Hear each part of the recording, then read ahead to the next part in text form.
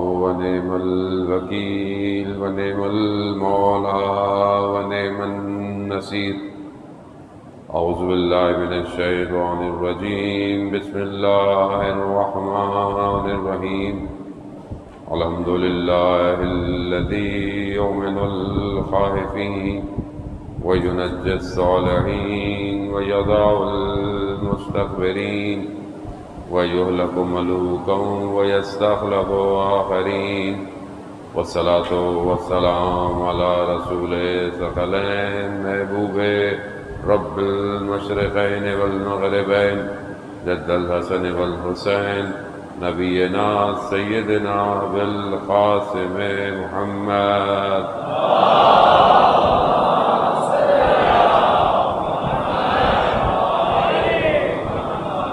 وآله الطيبين الطاهرين المعصومين، لا سيما بقية الله في الأرضين. روحي وأرواحنا لتراب مقدم الفداء، ولعنة الله على أعدائهم أجمعين. بسم الله الرحمن الرحيم. رب اشرح لي صدري ويسر لي أمري واحلل عقدة من لساني يفقهوا قولي. أما بعد فقد قال رسول الله صلى الله عليه وآله وسلم: أفضل الأعمال أمتي انتظار الفرج. صلوات بیت محمد والے.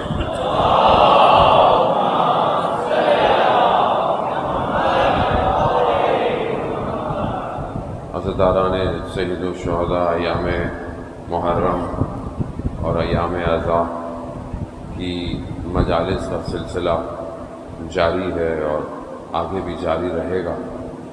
یقیناً عاشورہ کے بعد جو ہے وہ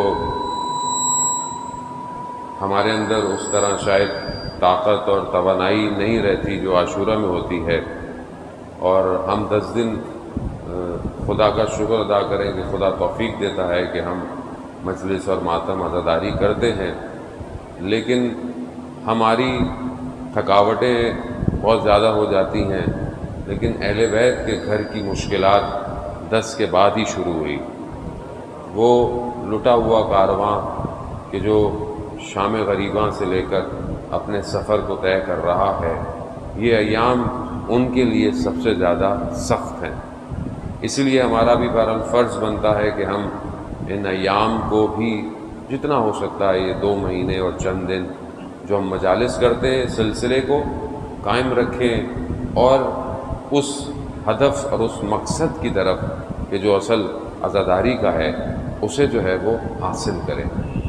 اگر ہم ان مجالس اور عزاداری سے اس چیز کو نہیں پہنچ پاتے کہ جس کے لیے سید الشہداء علیہ الصلوۃ والسلام کربلا پہنچے تھے، تو یقیناً پھر ہم کہیں نہ کہیں کسی نہ کسی کوتاہی کا شکار ہیں. بہرحال چند دن آپ کی خدمت میں حاضر ہیں اور گفتگو جو ہے وہ مرتب اور مسلسل رہے گی. وقت جو ہے وہ بہرحال میرے حساب سے میں دیر سے بیٹھا ہوں کیونکہ مجھے ایک اور مجلس بھی پڑھنی ہے ڈیلی، اور رستے کا ٹریفک بھی مجھے دیکھتے ہوئے جو ہے وہ گفتگو کرنی ہے. عزیزان محترم، ہماری ساری گفتگوؤں کا محور جو ہے وہ امام ہونا چاہیے. ہماری زندگی کا ہدف امام ہونا چاہیے. یہی کربلا کا ایک کور، ایک مین میسج ہے. کربلا اپنے ساری چیزوں کو اپنے امام کے گرد گھومتی ہوئی نظر آتی ہے. کربلا کی آپ کوئی بھی چیز کو اٹھا کے دیکھیں، کسی بات کو اٹھا کے دیکھیں، جو کربلا میں ایک چیز سینٹر میں ہے وہ امام ہے. اس امام تک پہنچنا کمال ہے. جو پہنچ گیا اس امام تک وہی کامیاب ہے. جو نہیں پہنچ پایا، چاہے وہ اپنی ساری انرجی لگا دے، سارا دولت، سارا پیسہ لگا دے، وہ امام تک نہیں پہنچ سکتا. امام پروردگار جہاں انسان سے بہت ساری چیزیں مانگ رہا ہے، وہاں قرآن میں قرآن کی آیتیں آپ ماشاءاللہ سب سنتے اور پڑھے لکھے مجمع ہے کہ پروردگار کہتا ہے کہ تم میری نصرت کرو، یعنی تم میری مدد کرو، میں تمہاری مدد کروں گا. اب خدا یہ جو انسان سے مدد مانگ رہا ہے، مومنین سے مدد مانگ رہا ہے، خدا کو کس مدد کی ضرورت ہے؟ آیا خدا نہ خواستہ خدا جو ہے وہ ضرورت مند ہے؟ خدا کو اپنی کسی چیز کے لیے انسان کی ضرورت ہے، وہ تو بے نیاز ہے، وہ تو کسی کا محتاج نہیں، وہ تو قادر مطلق ہے، وہ عزیز ہے، وہ حکیم ہے، یعنی اس کو کسی کی ضرورت ہی نہیں ہے، تو وہ کیوں کہہ رہا ہے کہ تم میری مدد کرو، میں تمہاری مدد کروں گا؟ اب یہ جو خدا اپنے بندے سے نصرت مانگ رہا ہے، یہ کیا نصرت ہے؟ یہ کس چیز کی مدد ہے؟ عزیزان محترم توجہ، قرآن کے مطالب ہیں، قرآن کو صرف پڑھ کے گزر جانا یا ثواب کمانے کا صرف مقصد نہیں ہے، قرآن تفکر مانگ رہا ہے کہ خدا کہتا ہے کہ تم میری مدد کرو، میں تمہاری مدد کروں گا۔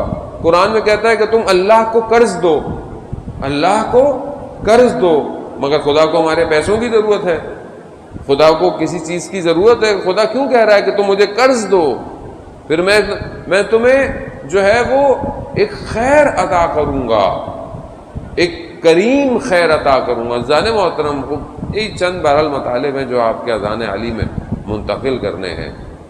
نہج البلاغہ میں حضرت علی ابن ابی طالب علیہ الصلوۃ والسلام، اللہم صلی علی محمد،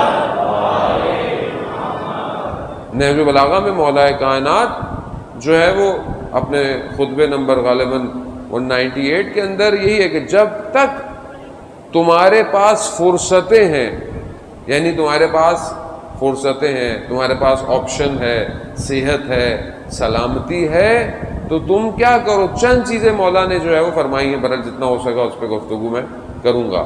یعنی جب تک تمہارے پاس فرصت ہے، جب تک تمہارے پاس آپشن ہے کس چیز کا، تم صحت مند ہو، تمہاری روح سالم ہے، تو کیا کرو؟ خدا کی راہ میں قدم بڑھاؤ، خدا کی راہ میں قدم بڑھاؤ، اپنے مال سے خدا کی راہ میں خرچ کرو، اپنے آپ کو بخل یعنی کنجوسی نہ کرو دیتے ہوئے، جتنا ہو سکتا ہے اپنے قدموں کو، اپنے کاموں کو خدا کی طرف خرچ کرو، اپنی زندگی کو آخرت کے لیے خرچ کرو، آخرت کا ہدف بناؤ، آخرت تک پہنچو۔ کیوں؟ کیونکہ نہج البلاغہ بہت ساری جگہوں پر جو ہے وہ دنیا کی باتیں کرتا ہے، تقریباً اچھی خاصی تعداد ہے نہج البلاغہ میں کہ جہاں دنیا کی تعریف ہے، دنیا کی مذمت ہے، دنیا کی ممدوح ہے۔ نہج البلاغہ وہ ایک بے کراں سمندر ہے کہ جس میں اترنے کے لیے بھی انسان کو سوچنا چاہیے کہ وہ اس نقطے پہ آ کر اترے، دیکھے کہ یہ ہے کیا، کہ جہاں پر انسان ایک ایک حروف، ایک ایک لفظ جو ہے وہ اپنی ذات کے اندر ایک کائنات نظر آتا ہے۔ کیونکہ ہم بہرحال پڑھنے کا تو ہم لوگوں کو شوق ویسے نہیں ہے زیادہ، ہم لوگوں کو صرف سننے کا شوق ہے، اور اس پہ بھی ہم پتہ نہیں کیا کیا سنتے ہیں، صحیح بھی نہیں سنتے۔ تو بہرحال نہج البلاغہ ان کے لیے جو لوگ پڑھتے ہیں، تو ہم کوشش کریں کہ کم از کم ہم پڑھنے والی قوم بنیں۔ اور میری جوانوں سے گزارش ہے کہ اپنے علم کو، اپنے ذہنوں کو اصل جو بیسکس ہیں ہماری، اس سے اس کو سٹرکچر کو ڈیزائن کریں۔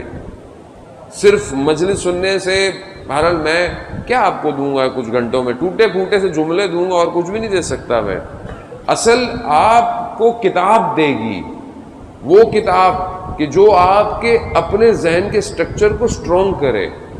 اس میں پہلی کتاب تو ہمارے اپنے عقائد کی ہے کہ ہم پہلے عقائد تو اپنے صحیح کریں۔ کل میں ایک جگہ بیٹھا ہوا تھا، جوان تھے، اور اتنی دین کی باتیں اور اتنے سوالات، اور یہ کیا ہے اور وہ کیا ہے اور یہ کیا ہے، تو میں نے پوچھا کہ آپ نے کم از کم عقائد پہ کتابیں تو پڑھی ہوں گی؟ تو اس میں سے کہا کسی ایک نے بھی نہیں پڑھی ہوئی تھی۔ ہمارے عقائد کیا ہیں؟ اتنے ہمارے نعرے ہوتے ہیں، عقیدہ نہیں چھوڑیں گے، عقیدے پہ رہو، اپنے عقیدے کو یہ نہیں کرو۔ بھائی عقیدہ ہے کیا؟ عقیدہ کیا ہے ہمارا؟ کون سے ہمارے عقائد ہیں؟ جو اصول دین ہیں ہمارے، وہ ہمارے عقائد ہیں۔ وہ یہ جو اصول دین ہے یہ کتنے ہیں؟ یہ تو سب کو پتا ہوں گے، بھائی 5 ہیں، ٹھیک ہے نا، یہ تو سب کو پتا ہے۔ پہلا کیا ہے؟ توحید ہے۔ دوسرا کیا ہے؟ دوسرا کیا ہے؟ نہیں پتا۔ بچے کو پتا ہونا چاہیے تھا، نہیں کہ تمہیں نہیں پتا، تمہارا قصور نہیں، تمہارے والدین کی غلطی ہے، یہ پہلے سے پتا ہونا چاہیے۔ ابھی اسے سب پتا ہوگا، بین 10 کیا ہے، سپر مین کیا ہے، اسپائڈر مین کیا ہے، کارٹون کون سا آ رہا ہے، اینیمیشن کون سی آ رہی ہے، سب پتا ہے، ٹافی کون سی آتی ہے، چاکلیٹ کون سی آتی ہے، سب پتا ہے۔ مگر جو چیز اس کو اس دنیا میں کامیاب کرے گی وہ اس کا دین ہے. دوسرا دین کیا ہے؟ دوسرا عدالت ہے، تیسرا نبوت ہے، چوتھا امامت ہے، پانچواں قیامت ہے. وہ توحید کیا ہے؟ توحید ہے کیا؟ توحید کی دلیل کیا ہے آپ کے پاس کہ خدا ایک ہے؟ کوئی دلیل ہے؟ کتنی دلیلیں جو ہے وہ قائم کی گئی ہیں، کتنے برہان نظم، کتنے برہان عقل جو ہے وہ قائم کیے گئے ہیں. تو کتنے مجھے آتے ہیں، کتنے میں نے پڑھے ہوئے ہیں. نعرے میرے ایسے ہیں کہ ہمارے سے اچھی توحید کسی کی نہیں ہے. تو بھائی پتہ تو ہو. عزیزان محترم دیکھیں 10 دن تو آپ لوگوں نے جو سننے تھے نا وہ سن لیا. ابھی تو آپ کو بہت ہارڈ ٹائم ملے گا جو میں سنانے آیا ہوں. صلوات بھیجتے محمد والے ہوں.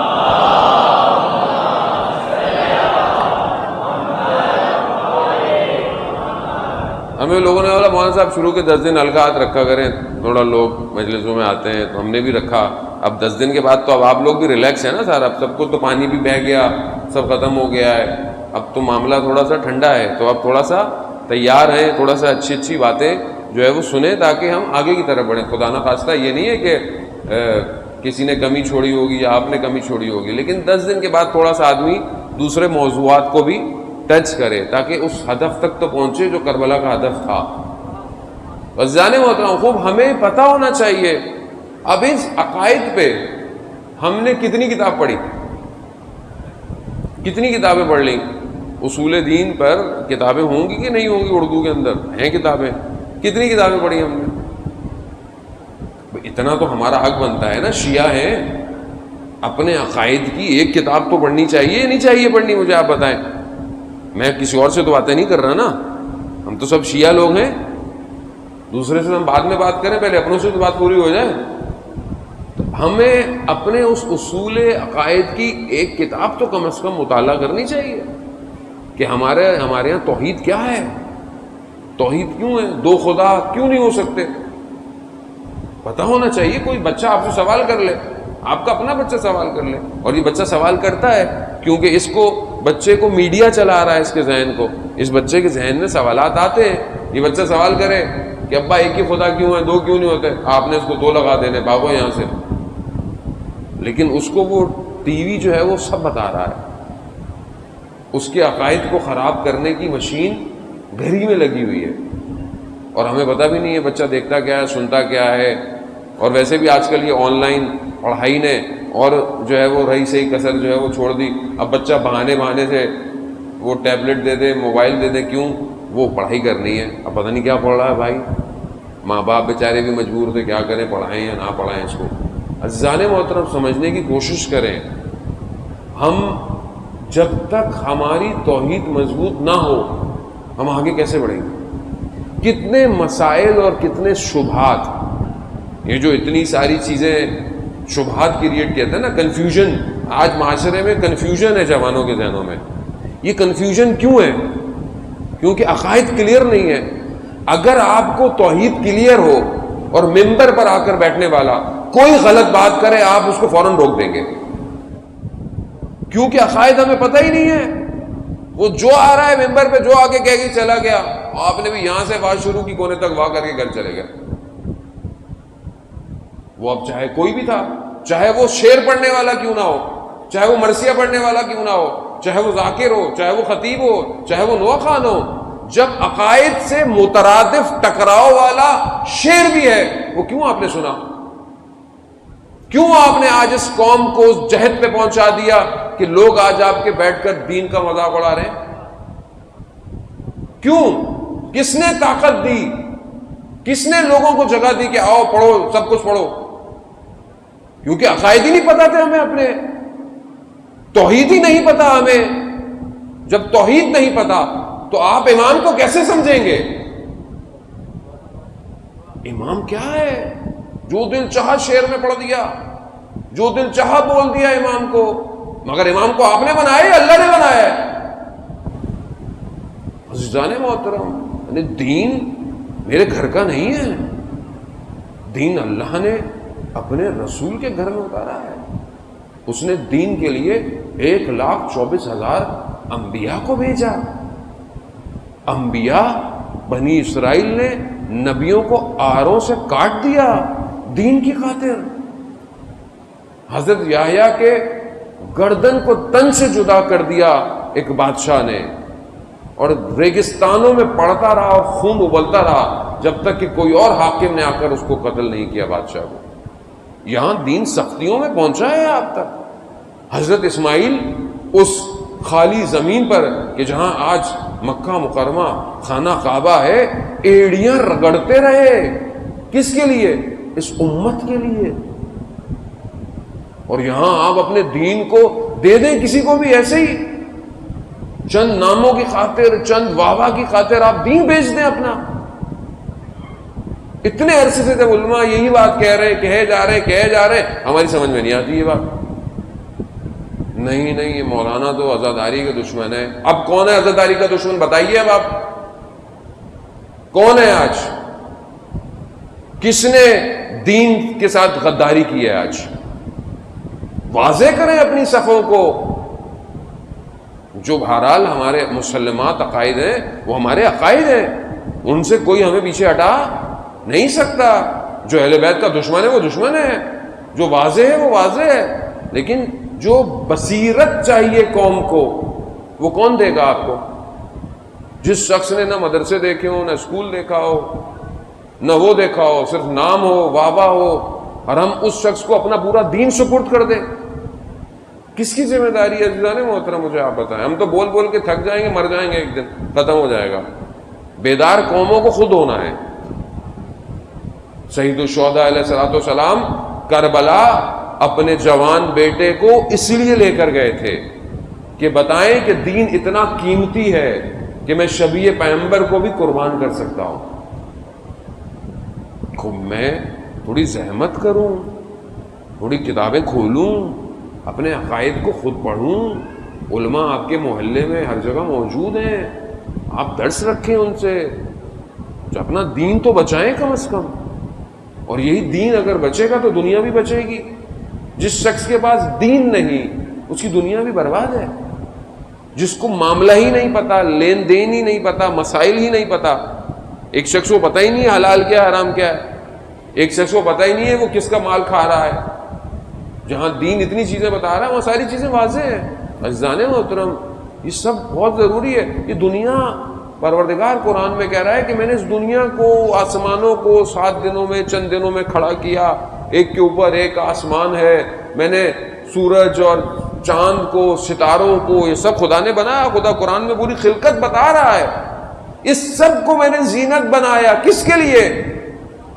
تمہارے لیے، انسان کے لیے. مگر انسان کو کس لیے بنایا؟ حدیث قدسی ہے کہ میں نے ساری چیزوں کو تمہارے لیے خلق کیا بنی آدم، مگر تمہیں میں نے اپنے لیے خلق کیا. تو ہم یہ دیکھیں کہ یہ سب سمٹ جائے گا ایک دن. یہ جو ہماری بھاگ دوڑ ہے اپنی زندگی کے اندر، یہ جو ہم دنیا میں دوڑ رہے ہیں اسٹیٹس کی خاطر، نام کی خاطر، پیسے کی خاطر، دولت کی خاطر، سب خدا منع نہیں کرتا. حلال رزق کمائیں، اچھی زندگی گزاریں، سب کریں، لیکن یہ سب تمہارا مقصد نہیں ہے. یہ سب سمیٹ دیا جائے گا. یہ پوری دنیا ختم کر دی جائے گی. ایک نیا میدان جو ہے وہ بچھایا جائے گا. یہ سورج چاند ستارے سب ختم ہو جائیں گے. یہ سب خاموش ہو جائیں گے، یعنی ان کو بجھا دیا جائے گا. یہ ساری روشنیوں کو صرف عمل کی روشنی زندہ رہے گی. اپنے عمل کو اس قابل کریں. عزیزان محترم سمجھیں اپنے خدا ہم سے کون سی نصرت مانگ رہا ہے. یہ ہے نصرت. خدا جو ہمیں فرما رہا ہے کہ تم میری مدد کرو، اصل میں خدا کو ہماری ضرورت نہیں ہے. ہمیں اپنی کامیابی کے لیے خدا کی نصرت کی ضرورت ہے. اسی لیے وہ ہمیں کہتا ہے کہ تم میری نصرت کرو میں تمہاری نصرت، یعنی تم میری مدد کرو میں تمہاری مدد کروں گا. حقیقتاً ہمیں خدا کی مدد کی ضرورت ہے. ہمیں خدا کی اس خیر کی ضرورت ہے جو خدا نے ہمیں خیر دینا ہے. پروردگار جہاں قرآن میں کہہ رہا ہے کہ تم مجھے قرض دو، یعنی قرض انفاق سے الگ ہے، یعنی خدا کی راہ میں خرچ کرو.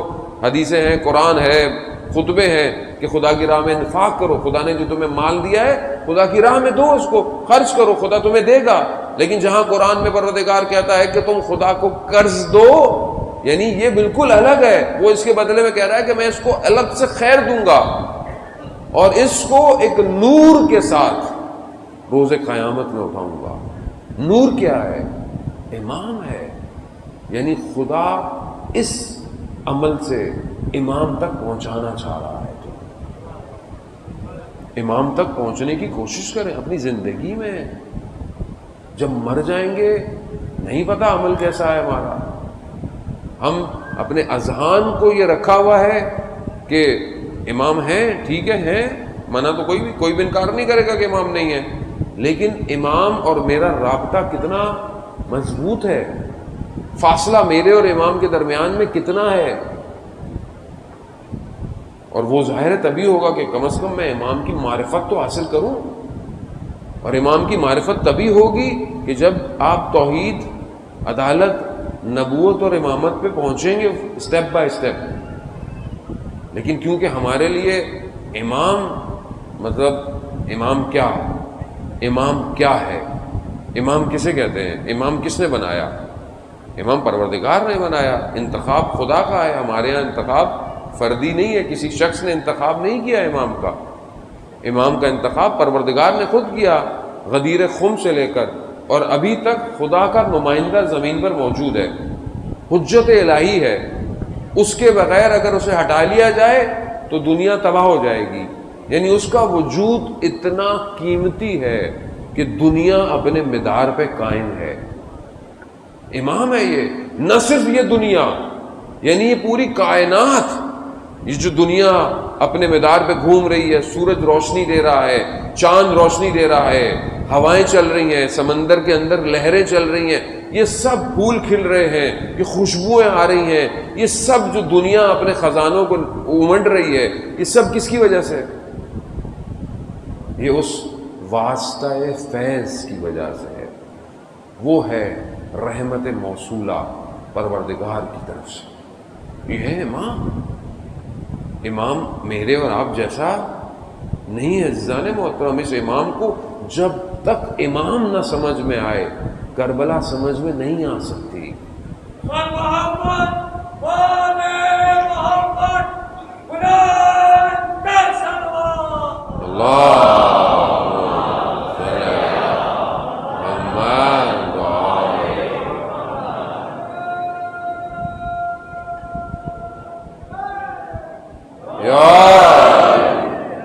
مولا متقیان یہی فرماتے ہیں کہ جب تک فرصت ہے تمہارے پاس، یعنی آپشن ہے، وقت ہے، طاقت ہے، قدم بڑھاؤ اور اپنی جان کو، اپنے جسم کو اپنی جان پہ خرچ کرو۔ یعنی جان کیا؟ یعنی انسان کی نفس، انسان کی روح، یعنی اپنے جسم کو اپنی روح پہ خرچ کرو۔ یعنی جب تمہیں جان دینی پڑے تو تمہارا جسم تمہارے روح کی ہمراہی کرے، نہ کہ اپنی روح کو اپنے جسم پہ خرچ کرو۔ الٹا مت کرو۔ ہم کیا کر رہے ہیں؟ اپنی نفس کی چیزوں کو اپنی جسم کی ضرورتوں کو پورا کر رہے ہیں، یعنی آنکھ کو لذت چاہیے، اپنی روح کو برباد کر رہے ہیں۔ زبان کو ذائقہ چکھنا ہے، روح کو حرام لقمہ دے رہے ہیں، حرام مال شکم میں جا رہا ہے۔ جسم کی راحت کی خاطر دین، نماز، واجبات کو ترک کر رہے ہیں۔ کیوں؟ وہ نیند پیاری ہے، نیند اچھی لگتی ہے۔ اپنی جان کو ہم جسم پہ خرچ کر رہے ہیں، جبکہ مولا کیا کہہ رہے ہیں؟ اپنے جسم کو اپنی جان پہ خرچ کرو۔ زحمت اٹھانی پڑے اٹھاؤ، عبادت کے لیے سردیوں میں اٹھنا پڑے اٹھو۔ نفس بدن آمادہ نہیں ہے، تیار نہیں ہے، قرآن کی تلاوت اچھا نہیں لگتا مولانا، وہ دل قرآن مانوس نہیں ہے نا ہم لوگ قرآن سے، تھوڑا ابھی کچھ اور سنا دے 3 گھنٹے ہم سنتے رہیں گے قرآن، تھوڑا وہ بے ادبی ہو جائے گی مولانا، وہ گھر میں چل رہا ہوتا ہے، چینل چینج کر دیں، بند کر دیں۔ اللہ کا کلام روح کی خوراک ہے نا، وہ تو اس روح کی خوراک کو کیا جسم پہ خرچ کر رہے ہیں یا نہیں کر رہے؟ جسم کو عادت ہی نہیں ہے قرآن کی. یہ بیسکس ہیں. یہ کو میں آپ کو نہ فلسفہ سنا رہا ہوں، نہ نیوٹن کی تھیوری سنا رہا ہوں، نہ پروٹون اور آپس میں چیزیں پھٹتی کیسے ہیں، فزکس کیسے بنتی ہے، کچھ نہ. میں آپ کو کچھ بھی، سادی سی بات ہے، نہ میٹا فزکس کی باتیں، کچھ بھی نہیں ہے، سادی سی بات. کیوں نہیں یہ جسم جان پر قربان ہونے کی عادت ڈال رہا؟ کیسے نکلے گا؟ کربلا میں کیسے ٹوٹے جسم جانوں کی خاطر؟ کیا وجہ تھی کہ ٹکڑے ہوتے رہے مگر آہ تک نہ نکلی؟ کیوں؟ کیونکہ جسموں کو جان پر قربان کیا ہوا تھا. اور پوری جانوں کا محور کربلا میں امام. تیر کھائے، گر گئے، کیا کہا؟ یہ نہیں کہا مولا بڑا کام کیا، ہم نے تیر کھائے، آپ نے نماز پڑھی. نہیں، جب گرے کہا مولا ہم نے وفا کی، مولا ہم نے اطاعت کی. کہا مولا ہاں تم مجھ سے پہلے جنت میں جاؤ گے. اللہ، یعنی کیا کیا؟ یعنی اپنی جو زندگی میں جو جمع کیا تھا. امام کو پیسے نہیں چاہیے، خدا کو اب ہمارا پیسہ چاہیے. خدا جو کہہ رہا ہے انفاق کرو، میری راہ میں خرچ کرو، مجھے قرض دو، مطلب خدا کو ہمارے مال کی ضرورت ہے. خدا وہ کہ جس کی پوری کائنات اس کا اپنا لشکر ہو، زمین آسمان اس کے، ستارے اس کے، ملائکہ اس کے، وہ ایک اشارہ کرے ہر چیز، اس کو ہمارے پیسوں کی ضرورت ہے؟ نہیں، وہ مومنین کو کامیاب کرنا چاہ رہا ہے. اسے منافقوں کا مال نہیں چاہیے. قرآن یہی کہتا ہے منافق اگر رسول کو کچھ دیتے ہیں تو کوئی فائدہ نہیں ہے. مومن سے پروردگار کہتا ہے اس ایمان جو تمہیں، اگر اللہ اور رسول پر ایمان ہے تو تم اپنا مال خرچ کرو، تمہیں خدا اس کے بدلے میں کامیابی دے گا. اصل میں مومن کو کامیابی چاہیے. اب ہمارے اپنے اوپر ہے کہ ہم کون سی کامیابی چاہتے ہیں. کامیابی ہے کیا؟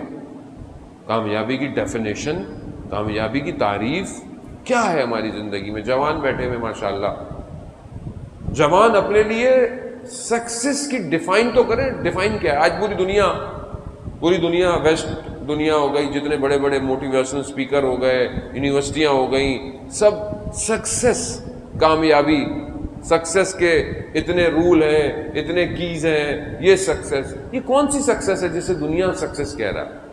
دنیا جسے کامیابی کہہ رہا ہے، یہ کون سی کامیابی ہے؟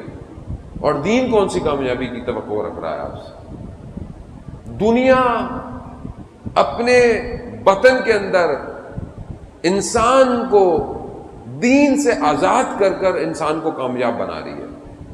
دنیا کیا کہہ رہی ہے کہ کسی دین کی ضرورت نہیں ہے، تم خود مختار ہو، تمہاری عقلیں رشد کر چکی ہیں، تم اس قابل ہو گئے ہو، تم سیاروں پہ ٹریول کرنے کے چکر میں ہو، تم نے یہ بنا لیا، تمہیں کیا ضرورت ہے کسی دین کی؟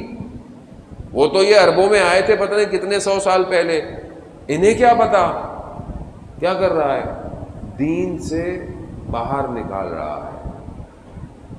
اور آج جو دین کا حال کیا ہے، یہ اس نے اس لیے کیا ہے کہ یہ جوان جب دین کی اس حالت کو دیکھے تو بولے اس دین سے اچھا ہی ہے ہم لوگ ایسے اچھے ہیں. یہ جو حالتیں ہوتی ہیں جب آپ ٹی وی دیکھتے ہیں، جب آپ ان حالات کو دنیا میں دیکھتے ہیں، اسلام کی شکل کو دنیا میں دیکھتے ہیں، تو جوان کیا کہتا ہے؟ آج لبرلزم کیا ہے؟ بھئی ہمارا دین سے کوئی تعلق نہیں ہے نا، ہم لوگ لبرل ہیں، جو بھی ہو. کیوں کیا ایسا؟ بنایا ہے کہ کامیابی دین سے باہر ہے. رونیسانس میں جو 1600 سینچری میں انہوں نے دین کو جدا کیا زندگی سے، دین کو جدا کیا سیاست سے. کیا کیا؟ اتنا کرسچینٹی کو اتنا بروچل بنا دیا، اتنا خوفناک بنا دیا کہ لوگ مجبور ہو گئے دین سے دور ہونے میں. بولا نہیں چاہیے، دین ہی نہیں چاہیے. پھر کیا کیا؟ صرف دین سنڈے کا رہ گیا، صرف سنڈے کو دین ہے، 6 دن جو دل چاہے کرو. بھائی کچھ بھی کرتے رہو. وہاں ایک ڈبہ بنا دیا، ادھر بیٹھو تم، ادھر وہ فادر بیٹھے گا، ٹھیک ہے؟ تم اپنے گناہوں کا کنفیس کرو، وہ معاف کروائے گا تمہیں. ہمارے ساتھ کیا ہوا؟ میں کھل کے نہیں بولوں گا، آپ لوگ برا مان جائیں گے.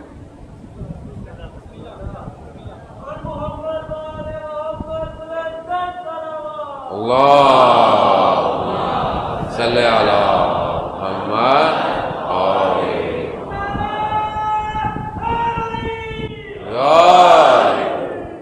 بھائی دین کو زندگی سے باہر نکال دیا، پھر علم دیا، اپنا علم دیا، یہ علم ہے، یہ آزادی ہے، انسان کی کوئی لمٹ نہیں ہے، انسان میں مرد میں عورت میں کوئی فرق نہیں ہے، جانور جو ہے وہ ایسا ہے، انسان جو ایسا ہے، اور ہیومن رائٹس اور دنیا کے سارے نعرے بلند کر دیے انہوں نے. کہاں لے آئے انسانیت کو آج کہ جس معاشرے میں کتے کی زیادہ عزت ہے اور انسان کی عزت کم ہے. کہاں لے آئے؟ جبکہ وہ کیا کہہ رہا ہے پروردگار کہ ہم نے تمہیں اشرف المخلوقات بنایا، ہم نے تمہیں اپنا خلیفہ بنایا، یعنی حی متعال بنایا، تمہیں سوشل اینیمل نہیں بنایا ہم نے. یہ جو ڈیفینیشن دنیا دیتی ہے کہ انسان جو ہے وہ معاشرتی جانور ہے، یہ ان کی ڈیفینیشن ہے. اسلام اسے جانور نہیں کہتا، یہ حی متعال ہے، یہ خلیفہ ہے پروردگار کا. پروردگار کہہ رہا ہے تبارک اللہ، یعنی اس کو خلقت کر کر اپنے اوپر ناز کر رہا ہے کہ میں نے اس کو بنایا گیا ہے. کتنا فرق ہے دونوں کی تعلیمات کے اندر. کہاں لے کر آیا؟ نہیں، دین سے دور کر دو. کیا کیا انہوں نے؟ اسلام کی شکل آپ کے سامنے کیا بنائی؟ طالبان بنائے، داعش بنایا، یہ شکل بنا کر پوری دنیا کو دکھائی. مسلمان ہونا ہے یہ شکلیں ہیں، شکلیں بھی اتنی خطرناک ہیں، آدمی ویسی مسلمان نہ ہو. حلیے ایسے، عمل ایسے، کردار ایسے. ٹھیک ہے، اب ایک عام آدمی جو ذرا سا بھی دین کی طرف اٹریکٹ ہو، کوئی بھی ہو، کیونکہ بہرحال دین اصل فطرتاً تو انسان کی ضرورت ہے نا، فطرتاً تو کھینچتا ہے. جب اس کی طرف اٹریکٹ ہوگا، جب ان کو دیکھے گا، بولے گا نہیں بھائی یہ نہیں چاہیے، یہ نہیں چاہیے. یہی کیا انہوں نے. پہلے اوپر مذہب کو کیا، پھر ان مذہبوں کے اندر اترے، فرقوں میں اترے. پھر ایک فرقہ بول رہا ہے ہم اچھے ہیں، دوسرا کہہ رہا ہے ہم اچھے ہیں، تیسرا بول رہا ہے. اب سب کے ساتھ انہوں نے گیم کیا، سب کی شکلیں عجیب عجیب سی بنا دی، الگ الگ ان کے عقائد، ان کی چیزوں. جب آپ کوئی دیکھ رہا ہوتا ہے ہنس رہا ہے، یار یہ کیسی باتیں کر رہے ہیں. صحیح ہے. اب ہر کوئی کہتا ہے ہم اچھے ہیں، ہم برے ہیں، ہم کہتے ہیں ہم اچھے ہیں. ہمارے ساتھ کیا کیا انہوں نے؟ ہماری جو جگہیں تھیں کہ جہاں سے ہم دین کی تبلیغ کرتے ہیں، جہاں سے ہم پیغام دیتے ہیں، جہاں سے ہم کالا امام صادق علیہ السلام اور کالا امام باقر علیہ السلام، اللہ صلی علی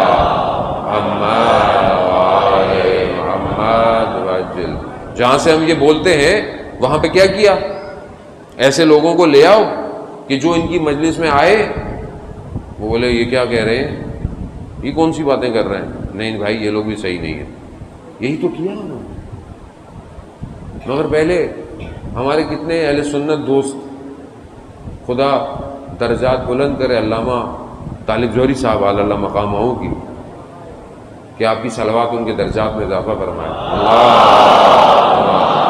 صلی علی محمد. جب وہ شام غریبہ پڑھا کرتے تھے، پورا پاکستان وہ شام غریبہ سنتا تھا. اور کتنے ہمارے دوست تھے جو ہم کہتے تھے ہم پورا سال اس مجلس کا انتظار کرتے، پورا سال. درس قرآن جو پی ٹی وی پہ آتا تھا، پوری دنیا کو پڑھاتے تھے نا. کیا تھا؟ تعلیمات اہل بیت تھی، تفاسیر تھیں قرآن کی جو بزرگوں نے لکھی، انہوں نے اس کو وہ تفسیر کیا کرتے تھے. یہ تعلیمات تھی نا، یہی تو تعلیمات تھی اہل بیت کی. کیا کیا؟ کہاں لے گئے آج ہماری مجلسوں کو، ہمارے ممبر کو؟ عجیب عجیب سی چیزیں آپ کو ممبر میں نظر آتی ہیں. آپ بلائیں گے کسی کو؟ کتنے لوگ ہیں آپ کے پاس ایسے اسپیکر پڑھنے والے کہ آپ اپنے اہل سنت دوست کو دعوت دیں، آؤ میرے ساتھ مجلس میں. خود آدمی شرم سے جا رہا ہوتا ہے، بولا پتہ نہیں کچھ کیا ہی نہ دیں. کیوں؟ کیونکہ ہم مجلس جو ہے وہ زیادہ تر دوسروں کے لیے پڑھتے ہیں. جو لوگ بیٹھے ہوتے ہیں ان کو کچھ دینا ہمارا ویسے ہی ہم نے نہیں ہے ان لوگوں کو. اس کی وجہ کیا ہے؟ اس کی وجہ ہم لوگ خود ہیں عزیزان محترم. سامنے والے پہ انگلی اٹھانا بڑا آسان ہے، بھائی یہ پڑھتے ہیں، بھائی یہ پڑھتے ہیں. یہ کیوں پڑھتے ہیں؟ یہ کون پڑھوا رہا ہے انہیں؟ بھائی آپ نیچے سے واہ واہ نہ کریں تھوڑی دیر کے لیے. آپ بول دیں کہ قبلہ بہرحال ذاکر مرثیہ خواں نوا خواں آپ ذاکر اہل بیت ہیں، آپ ہمارے سر آنکھوں پر مولا کے ذاکر ہیں. خدا کے لیے اس سیدہ کا خیال کریں جو مدینہ سے چل نکلی ہوئی ہے. کیوں آپ اس پلیٹ فارم کو اپنی نفس کی خواہشوں کے لیے پورا کر رہے ہیں؟ اگر وہ اپنے نفس کے لیے کر رہا ہے، لیکن اگر اس کو کسی نے پیسہ دیا ہوا ہے، پیچھے سے پیڈ ہے، تو یہ بھی آپ کو پتا ہونا چاہیے نا. مانتے ہم حضرت علی کو ہیں، لیکن ہمیں یہ نہیں پتا تھا کہ مولا کائنات نے بصیرت کی تعریف کیا کی ہے نہج البلاغہ میں. کیا غم تھا امام علی کو؟ مجھے آپ بتائیں، کون سا غم کھا گیا امام علی کو؟ کیا تھا؟ کون سی چیز تھی جو امام کے مقابلے میں آئی ہے؟ بے بصیرتی. جوان ایک جنگ میں آ کر جو ہے وہ امام کو برا بھلا کہتا ہے، ملک اشتر اس کو پکڑتا ہے، خیمے میں لے کے جاتا ہے، خیمے میں دکھاتا ہے. خیمے میں کون ہے؟ عمار بن یاسر رضی اللہ تعالی عنہ. صحابی ہیں، احترام کرنا چاہیے. اصحاب واجب الاحترام ہے، ظاہر ہے جو صحابی ہیں. پھر کون ہے؟ حضرت اویس کرنی رضی اللہ تعالی عنہ. کہا اس جوان سے یہ کون ہے دونوں؟ کہا صحابی ہیں. کہا کیا یہ نمازی نہیں ہے؟ کہا ہے. حضرت اویس کرنی 8 زاہد لوگوں میں سے ایک زاہد شخص ہے. 8 زہاد ہیں پورے تاریخ بشریت اور صدر اسلام کے اندر، اس میں سے ایک زاہد ہے اویس کرنی. کہا تم جو کہہ رہے ہو علی نماز نہیں پڑھتا، علی یہ نہیں کرتا، تو یہ نمازی نہیں ہے؟ کیا یہ بے نمازی کے ساتھ جنگ کریں گے مل کے؟ کیا چیز تھی؟ بے بصیرتی. بصیرت نہیں ہے. بصیرت کس کو کہتے ہیں؟ مولانا کوئی گولی ہوگی شاید کہیں ملتی ہوگی، ہمارے ہاں تو نہیں ملتی ہے گولی. کسی اور قوم نے کھائی ہے، وہ وہی کھائے جا رہی ہے، ہمیں تو دے ہی نہیں رہا کوئی. کیسے دے آپ کو یہ بصیرت جب آپ اپنے لیے آپشن ہی نہیں کر رہے آپ کہ آپ کو یہ گولی دی جائے؟ کیونکہ ہمیں دوسری گولیوں کی عادت ہے. عزیزان محترم، نہج البلاغہ دیکھیں، درد سنیں، مولا کائنات کا درد سنیں. بے بصیرتی نے امام کو تنہا چھوڑا ہے. اور اگر ہم بحیثیت قوم بے بصیرتی کا مظاہرہ کریں، بصیرت کیا ہے؟ میرے پاس وقت نہیں ہے، میں ویسے ہی تاخیر ہو گئی ہے، مجھے برحال جلدی جو ہے وہ پہنچنا ہے. عزیزان محترم، بس میں آپ کو 3 نقطے بصیرت کے لیے جو شرائط میرا مولا بیان کر رہا ہے وہ 3 ہیں. یعنی کیا؟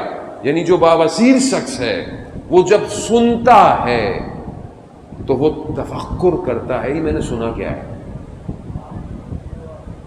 یعنی جو سنتا ہے، اب آپ جو بھی سن رہے ہیں، جو بھی XYZ کوئی بھی چیز سنیں، یہ تفکر کرتا ہے، میں نے سنا کیا ہے، کیا کہا ہے، کیا کہہ دیا، کیا پڑھ دیا، کیا معنی نکلتے ہیں اس بات کے. تفکر کرتا ہے. دوسری چیز، جو یہ دیکھتا ہے اس پہ دقت کرتا ہے. یعنی جو یہ نظروں سے دیکھتا ہے اس کو دقت کرتا ہے، نہیں ایسے نہیں گزر جاتا. بس نظر اور بصر دونوں جو لفظ عربی کے ہیں دونوں میں فرق ہے. نظر صرف نگاہ کو کہتے ہیں، بصر یعنی واقعاً اس کو اینالائز کرنا، اس کو دیکھنا، اس کو تجزیہ کرنا، اس کو دیکھنا ہے کیا یہ. ایسے تو نہیں کوئی چیز گزر گئی، یہ ہے، اگر گزری بھی تو کیا تھی یہ. تیسری چیز مولا فرماتے ہیں کہ یہ بابصیر شخص تاریخ میں ہوئے ہوئے واقعات پہ عبرت کرتا ہے، عبرت لیتا ہے. یعنی جو واقعہ ہو گیا اور اگر اس طرح کے واقعے پہلے ہو چکے ہیں تو ابھی وہ عبرت کرتا ہے کہ دوبارہ تو ایسا واقعہ نہیں ہوگا، اور اگر پھر یہ واقعہ ہوا تو پتا ہو کہ پہلے کیا تھا. یہی تینوں بٹن ہمارے آف ہیں. ہم سنتے ہیں جو بھی بول رہا ہے، بول رہے ہیں، ہمیں اس سے کیا بول رہے تھے، کیا فرق پڑتا ہے، بات تو کر رہا ہے. یہ نہیں پتا کہ وہ بات نکل کیسے رہی ہے. اس کے اندر اسٹرکچر کیا ہے. لیکن ہم وہ لے آتے ہیں, مولا کہتے ہیں جو بھی بات سنو بس بات ہونی چاہیے, جو بھی کہتے سن لو. مولا نے وہ سیاق و سباق ہے نا اس بات کے بھی. یہ تو نہیں ہے آپ کو کوئی اور شخص آ کے کچھ بھی کہتے. اچھا وہی باتیں جو آپ کو پتہ ہیں, مثال کے طور پر وہ باتیں جو آپ کو پتہ ہیں, ایک کوئی شخص آئے اور آپ کو بتائے, اچھا وہ شخص ہے کہ میں پہلے مسلمان نہیں تھا, میں مسلمان ہو گیا, ہاں ماشاء اللہ الحمدللہ. پھر وہ بولے میں شیعہ ہو گیا, ہاں بولے بھائی کیا بات ہے, یہ شیعہ ہو گیا. اب وہ آ کے آپ کو وہ باتیں بتائے جو آپ نے بچپن میں سنی ہیں, اور آپ بولے دیکھو واہ واہ واہ بھائی کیا بات ہے, کیا کہہ رہا ہے, کیا کہہ رہا ہے. یہ باتیں بچپن سے پتہ ہیں آپ کو, وہ آپ سے آ کے سمپتھی لے کر آپ کو کچھ اور کہہ رہا ہے. آپ کہہ رہے واہ واہ واہ واہ, یہ سب پتہ ہے آپ کو. آگے بڑھو. جس معاشرے میں جس کینوس میں جہان اس وقت پہنچا ہوا ہے اس تک پہنچنے کی بات کرو. کربلا کو یہاں لے کر آؤ. آج کربلا ہم سے کیا مانگ رہی ہے, آج دنیا میں ہمارا کیا کردار ہے بحیثیت قوم, بحیثیت ایک ملک کے باشندہ ہوتے ہوئے ہم اپنا کیا کردار ادا کریں اس جہان کے اندر, اس دنیا کے اندر, کہ جہاں ایک نئی موج دنیا میں دوڑی ہوئی ہے. جنگ اپنی شکل بدل چکی ہے, بایولوجیکل وار ہے, سائبر ورلڈ کے اندر ہم زندہ ہیں. دنیا اپنے اسلحوں کو بدل چکی ہے. کون بات کرے گا یہ ساری آ کے, کہاں بات کرے گا؟ ٹی وی چینل بات کریں گے, ہارورڈ یونیورسٹی بتائے گی آپ کو, کون بتائے گا آپ کو؟ یہی ممبر بتائے گا نا. مگر یہ ممبر کب بتائے گا؟ کہ جب آپ اپنے اندر ظرفیت پیدا کریں گے, جب آپ صلاحیت مانگیں گے خدا سے. کوئی شخص, لوگ مجبور ہیں, جو پڑھنے والا ہے وہ تو مجبور ہے. کیوں مجبور ہے؟ کہ بھائی میں نے اگر کوئی ایسی بات کی, انہوں نے بلانا ہی نہیں ہے مجھے, ٹرسٹ پڑھائے گی نہیں, انجمن پڑھائے گی نہیں, کوئی بلائے گا نہیں. مولانا کو بڑا خوف ہے, یہ آپ کو اس کا اندازہ نہیں ہے. اچھا ہمارے ساتھ تو استثناء ہے. اس کی وجہ کیا ہے؟ ہم تو جیب میں استعفیٰ لے کے رکھتے ہیں ہر وقت, یہ لوگ اگلی مجلس میں نہیں آئیں گے. یا زندہ آباد, زندہ آباد, مردہ آباد, مردہ آباد.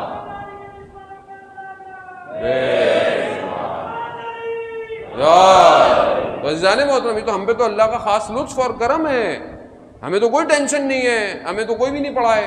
ہماری تو آن لائن پڑھانے والے اتنے زیادہ ہیں, بیچارے کہتے ہیں مولانا 5 منٹ دے دیں. کو میری کو شکل بہت اچھی تھی, ان سے 5 نہ, اس ذکر کی وجہ سے 5 منٹ مانگتے ہیں. تو ہمارے پاس نہیں ہے, لیکن واقعاً علماء کو مشکل ہے. اس کی وجہ ہم لوگ ہیں.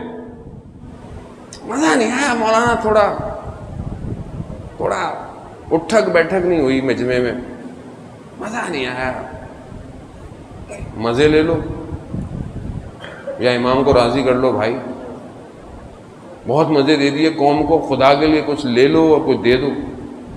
ہمارا تو پتہ نہیں ہے, ہر انسان کو موت تو ہر کسی کو پتہ ہے ایک نہ ایک دن آنی ہے.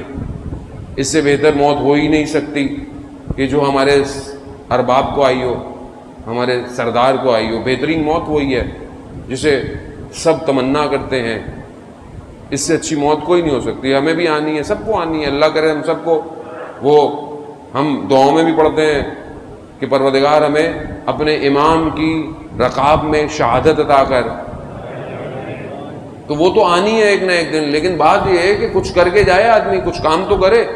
اوپر ایسے میں لقام کا دعائیں مانگتا تھا, بھائی کچھ کیا بھی تھا کہ نہیں کیا تھا؟ نہیں, مولا بہرحال جتنا کرنے کی کوشش تھی, اور یہ بھی آپ کی عنایت تھی جو کیا. میں نہیں کر سکتا تھا, نہ میرے نفس میں طاقت ہے, نہ میری زبان میں طاقت ہے. یہ آپ کی نگاہ ہے جس نے مجھ پر کرم کیا ہوا ہے. عبد الکریم کہ جو مشہور ہیں کہ وقت کے امام سے جن کی ملاقات ہوتی تھی, مختلف ملاقاتیں تھیں. تہران میں دکان تھی ان کی, بڑے بڑے علماء ان کی دکان پہ آتے تھے, اس وجہ سے کہ شاید امام زمانہ کی زیارت ہو جائے. یعنی اتنا مشہور شخص تھا, سادہ سا شخص تھا. ایک دفعہ امام سے ملاقات ہوئی, امام آئے, کہا جو تہران میں شاہ عبد العظیم جو امام زادے ہیں وہاں پہ تھے, کہا کہ مشہد چلنا ہے؟ کہا مولا مشہد چلنا ہے۔ کہا مولا نے ایک قدم بڑھایا تو میں نے ان کے قدموں پہ قدم رکھا، اگلا قدم ہم مشہد میں امام کے حرم میں تھے۔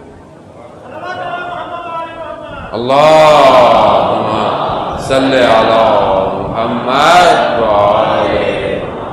کہا میں آیا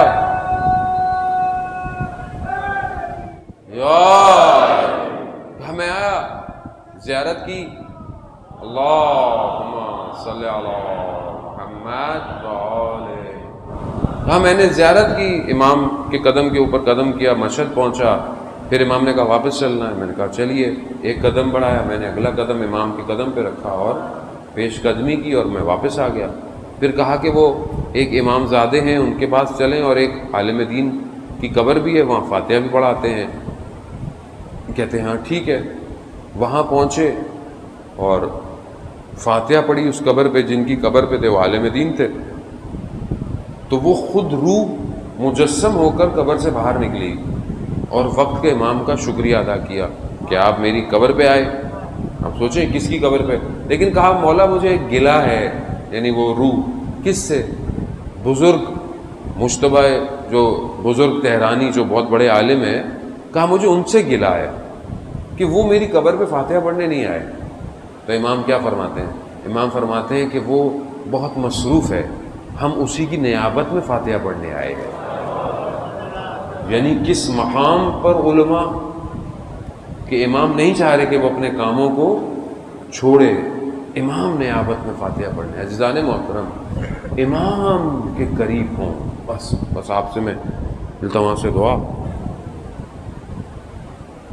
عزیزان محترم، امام کی قربت کے لیے کربلا میں لوگ پہنچے ہیں۔ بہرحال وقت محدود ہے، اور کیونکہ اصحاب کا ذکر ہے تو ایک امام کا صحابی ہے، امام کا پرانا دوست بھی ہے، امام نے خط لکھا، اور کوفہ میں جب خط پہنچا تو حبیب نے جیسے ہی اس خط کو دیکھا تو حبیب سے برداشت نہیں ہوا، حبیب نے تیاری کی اور امام بھی اس کا انتظار کر رہے ہیں۔ ہر مقام پہ ہر جگہ کہتے ہیں کہ ایک پرچم امام نے خالی رکھا ہوا ہے کہ شاید کوئی آئے گا، جیسے کسی نے آنا۔